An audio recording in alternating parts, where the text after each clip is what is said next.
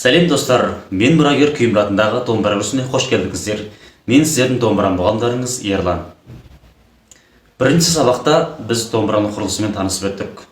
Бүгінгі өтілетін екінші сабағымызда домбырада оң қол мен сол қолдың қойылымы және домбырада шерту барысында орныққа қалай отыру туралы сөйлейміз.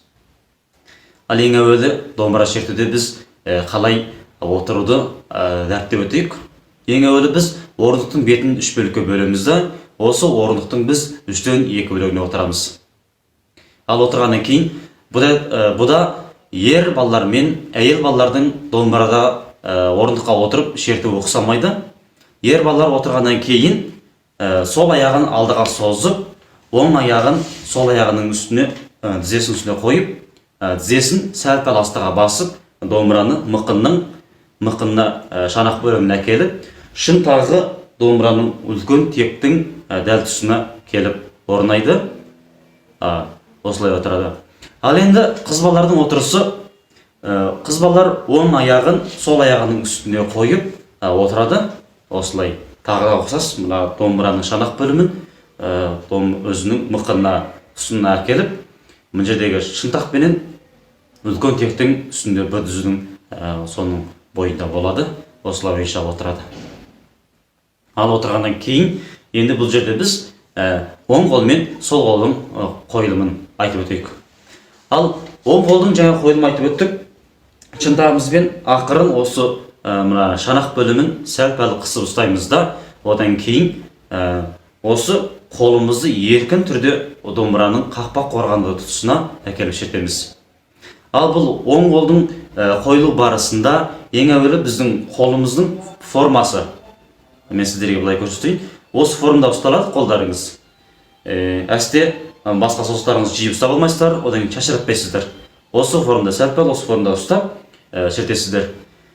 Сонымен шерту барысында біздің осы мына тек білезік бөліміміз ғана қозғалады. Астыға үстіне шерту барысында осы тек білезік бөлімі ғана қозғалады. Әсте біздің білегіміз мына білезіктің әрекетін қайталамайды. Былай шертілмейді, яғни.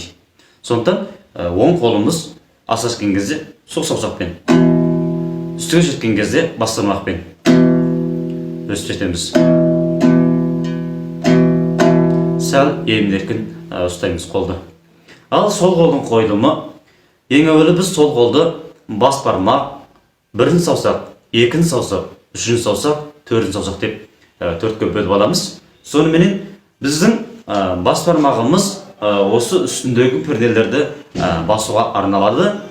Ал одан кейін біз сол қолды қою барысында біздің алақанымыз домбыраның сабына, яғни домбыраның мойын бөліміне тимеу керек.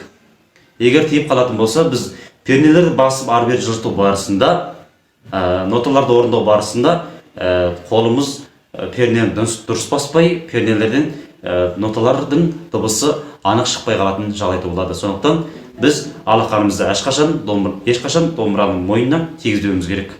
Бұл біріншіден.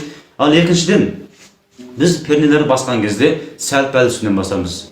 Әсте екі перненің ортасынан баспаймыз, сәл-пәл осы перненің үстінен басамыз. Соныменен бас бармақты үстіңгі перненің дәл үстінен басып, сұқ саусағымызбен осы пернелерді екінші саусақпен, үшінші саусақпен, төртінші саусақпен осы пернелердің сәл-пәл үстінен басып жаттауға машығамыз.